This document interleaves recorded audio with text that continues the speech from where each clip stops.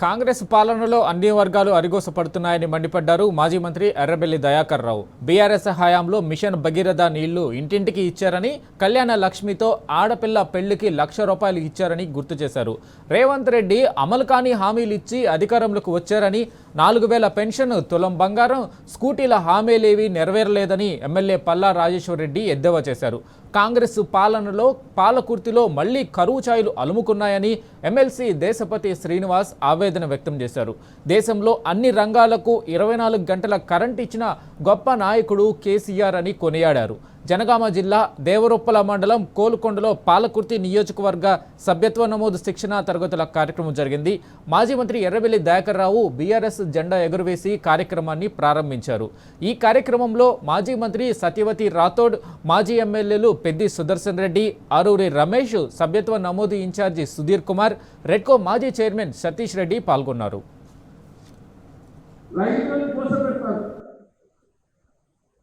Urea బస్తాలు దొరుకుతలేదు, రైతు బంధువులు పడతలేదు, ఒట్టు కొనటోళ్ళు లేదు. 3 ఏళ్ళ కళ్ళాలి ఒక్కొక్కరు ఆటలు భార్య భర్తలు కూర్చొని ఏడుతారు. ఆ కళ్ళాల దగ్గర మీరు తిరుగుతారు. వేరే కూలిపోయేటట్టు ఎంత గోసాన్ని మన అందరం పడ్డారు. మీరు అందరూ కూడా పర్వాలేదు. బస్తాలు దొరుకుతలేవు, మక్కలు కొట్టడం లేదు. 1850 మక్కలు అన్నారు. వాస్తవం కాదా?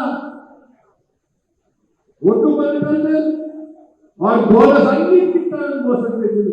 సన్నోట్ల కింద 5% పడతలేదు. కల్లాల కాడ ఒక్కడు కొట్టుకోలేదు.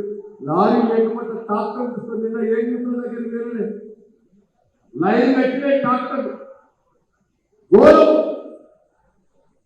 10 రోజులు అయితే ట్రాక్టర్ తీసుకొచ్చి ఎంత గోసండి. వాడు మళ్ళా 3 కిలోలు 5 కిలోలు మళ్ళా వాడు కొట్టారు. 2 నెలలు ఇక్కడ ఉండాలి, 10 రోజులు గోదావరి దగ్గర ఉండాలి. ఎంత గోసండి. మనం అదే రైతు చెప్తాడు 10 రోజులల్లా మొత్తం ఒట్టుకుంటాం. కేసీఆర్ గారు మనం ఊరుకుంటే నడవాలి. మళ్ళీ మర్చిపోతాం. ఓట్లెక్క వరకు మళ్ళీ మర్చిపోతాం. మీరు దయచేసి దీన్ని గ్రామాల్లో పట్ల పెద్ద ఎత్తున తీసుకొచ్చి ఏర్పాట్లు చేయాలి. లేదా ఇవాళ మీరు రైతాంగం ఎంత కోసపడుతుందని పాలకొత్త నియోజకవర్గం మొత్తం ప్రజలందరికీ తెలుసు. ఓట్లు ఇక్కడ ఎత్తట్లేదంటే ఆ కలెక్టర్ దగ్గరకో, ఎంఆర్ఓ దగ్గరకో, ఆర్డీఓ దగ్గరకో ఓ మాట చెప్పాలి పోవాలంటే ఇక్కడున్న ఎమ్మెల్యే కానీ ఎమ్మెల్యే అత్తగారు కానీ వాళ్ళకి ఇవన్నీ పట్టలేదు. మేము ఎట్లయినా పైసలు ఇస్తాం, ఓట్లు వేసుకుంటామని చెప్పేసి ఉన్నట్టున్నారు. పైసలు ఇవన్నిటితో కూడా ఒక్కసారి ఏమైనా గెలిస్తే చేయొచ్చు. ఒక్కసారి మోసపోవద్దు. ప్రజలు పదే ప్రజల్ని మోసం చేయడం అనేది ఎవరికి కూడా సాధ్యం కాదు. రేవంత్ రెడ్డి ఎట్లా చేస్తుందో ఇక్కడున్న ఎమ్మెల్యే కూడా అదే విధంగా చేస్తూ ఉన్నారు. రీల్స్ చేసుకోవడం బ్రహ్మాండంగా అక్కడెక్కడ అందరూ కూడా చేస్తున్నట్టని. అసలైన రీల్ జీవితం కాదు, రియల్ జీవితం ఇలా తయారన్నది. కాబట్టి రీళ్లలో వాళ్ళు ముందున్నారు, రియల్ జీవితంలో తయారన్న ముందున్నాడు. కాబట్టి ఇలా ఒడ్డు కొనుక్కోపోవట్లేదంటే ఎందుకు కొనుక్కోపోవట్లేదని చెప్పేసి ఒడ్ల కళ్ళ దగ్గరికి వచ్చేది ఎవరున్నారు?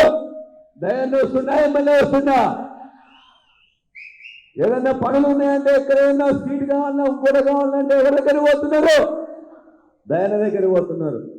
ఇవాళ మన తెలంగాణ ఎవరి పాలపడ్డారంటే ఒక అవివేకి, విజ్ఞత లేని మూర్ఖుడి పాలపడ్డది ఇవాళ మన తెలంగాణ. అది విషాదం. ఆ మూర్ఖుడి పాలన పడ్డది ఇవాళ తెలంగాణ. ఇవాళ మనం మరొక మహత్తర పోరాటాలు, మరో తెలంగాణ పోరాటాలు ఇదే వరంగల్ గడ్డ మీద రైతు డిక్లరేషన్ ఇచ్చింది. ఎన్నికలకు ముందు డిక్లరేషన్లు, ఎన్నికలు అయిపోగానే డెమాలిషన్లు, ఎన్నికలు అయిపోగానే డెమాలిషన్, విధ్వంసాలు, కూల్చడమే, విధ్వంసం చేయడం, బతుకులు కూల్చేయడం, ఇల్లు కూల్చేయడం, సంక్షేమాన్ని కూల్చేయడం, ప్రగతిని కూల్చేయడం, మర్యాదల్ని కూల్చేయడం, మంచితనాన్ని కూల్చేయడం, అవినీతితో సంస్థల్ని కూల్చేయడం. ఎన్ని చూసినా కూల్చన్నాయి. రాష్ట్రాన్ని నలుదిక్కుల అగ్గిపెట్టి కాలబెడుతున్నాడు ఇవాళ ఈ రాష్ట్రాన్ని. మనం పోరాడి సాధించుకున్న రాష్ట్రాన్ని దోపిడీ చేస్తున్నాడు. ఏం పరిపాలన ఇది? బహిరంగంగా హిట్లర్ నాకు ఆదేశం అని చెప్పుకునే బద్మాషి పరిపాలన నడుస్తుంది ఇవాళ తెలంగాణ.